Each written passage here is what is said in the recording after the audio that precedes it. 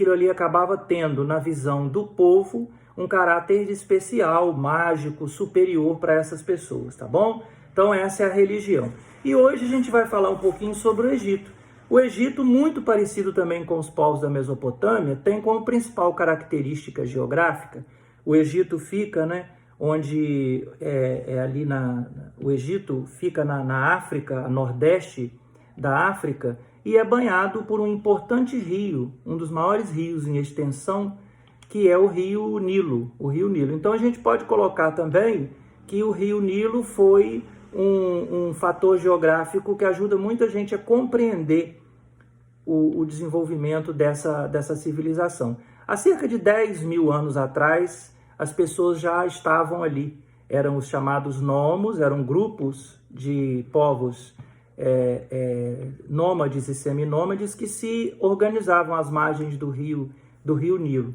Com o passar do tempo, esses grupos de nomos foram se juntando e foram formando fratrias. Essas fratrias foram formando aldeias, que sempre são grupos maiores, até que eles acabam se transformando em dois reinos, o reino do Alto Egito e o reino do Baixo Egito.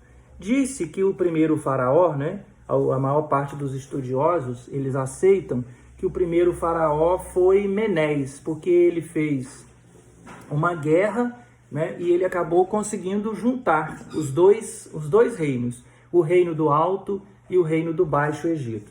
Se a gente comparar a civilização da Mesopotâmia com a civilização egípcia, a gente vai encontrar muitas peculiaridades, muitas semelhanças. Por exemplo, geograficamente eles se parecem, são regiões bastante áridas, os rios foram um fator geográfico importante para explicar o surgimento dessas civilizações. Também a agricultura era a atividade econômica mais importante. Eles vão construir canais de irrigação, vão depender de um grande número de pessoas. Dentro da religião a gente tem também algumas peculiaridades, algumas semelhanças, como, por exemplo, a crença em vários deuses. Agora, a gente tem diferenças também. Em relação à religiosidade, por exemplo, os reis da Mesopotâmia, eles não se falavam, eles não se sentiam deuses, eles eram representantes dos deuses. Agora, no Egito, o faraó era como se ele fosse um próprio deus. Ele fala ao faraó, aos deuses, Atom é o deus principal, representado pelo sol, por um disco solar, e ele fala diretamente a esse deus principal como se ele fosse o filho de Deus, ele é o escolhido. Então o faraó ele detém um poder dentro da religião ainda maior do que os poderes que a religião concedia aos povos que viviam na Mesopotâmia. Uma outra coisa que a gente vai perceber também é que politicamente o Egito, todo o Egito, ele era unificado. O faraó, ele é faraó de todo o Egito. As regiões que eram controladas pelos nomarcas, elas continuarão sendo controladas, mas elas são províncias e elas devem obediência, no caso, ao faraó. Ou seja, são como se fossem reis que governam essas províncias, mas em nome do faraó. O faraó, ele é o chefe. Ele é chefe de estado de todo o Egito, diferente da Mesopotâmia, que ela não era unificada, Ela era descentralizada. Cada região tinha lá sua cidade-estado, tinha sua própria lei, etc. e tal. Então a gente tem essas diferenças. Uma outra questão também relacionada aí à religiosidade é que os egípcios, eles acreditavam muito numa vida após a morte, por isso eles mumificavam os seus mortos, quer dizer, eles tinham na ideia da religião a questão de que o morto um dia ele voltaria. Então era necessário que aquele corpo fosse preservado para que quando a alma pudesse voltar à vida, aquele corpo estivesse preservado para ele poder viver novamente. Então eles tinham muito essa preocupação de preservação do corpo. Com isso, o que a gente ganha com os egípcios antigos? Seria, assim, um legado dos egípcios para as civilizações futuras.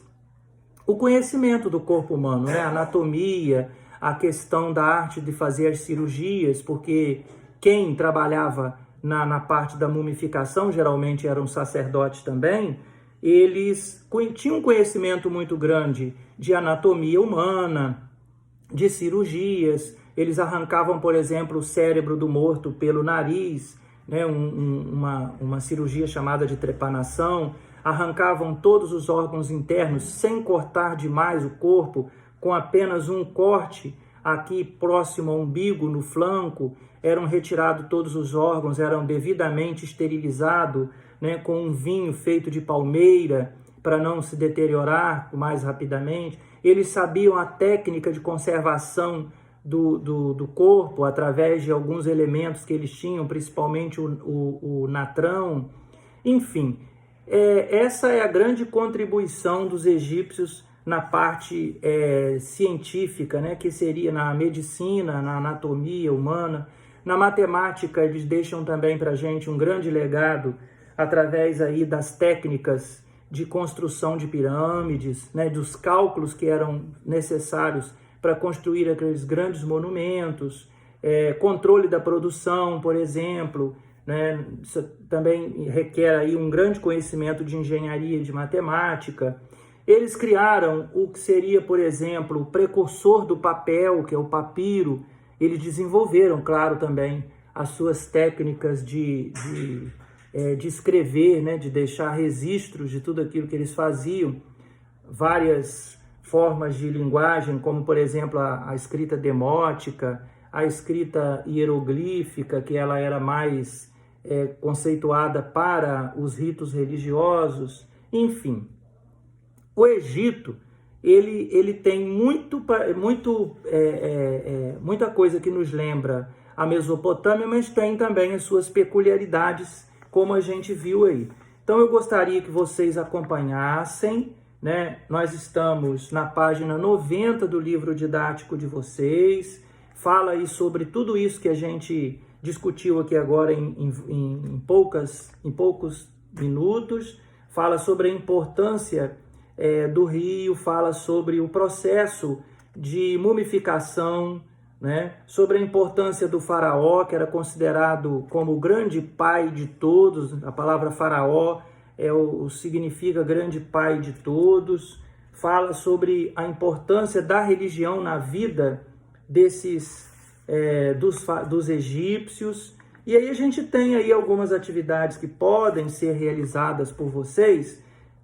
A gente vai marcar também para a próxima semana uma avaliação, aquele teste que nós não fizemos, para a gente poder dar uma nota aí no complemento do TAIS, né? Eu gostaria que a gente dividisse esse complemento com todas as atividades que vocês estão fazendo.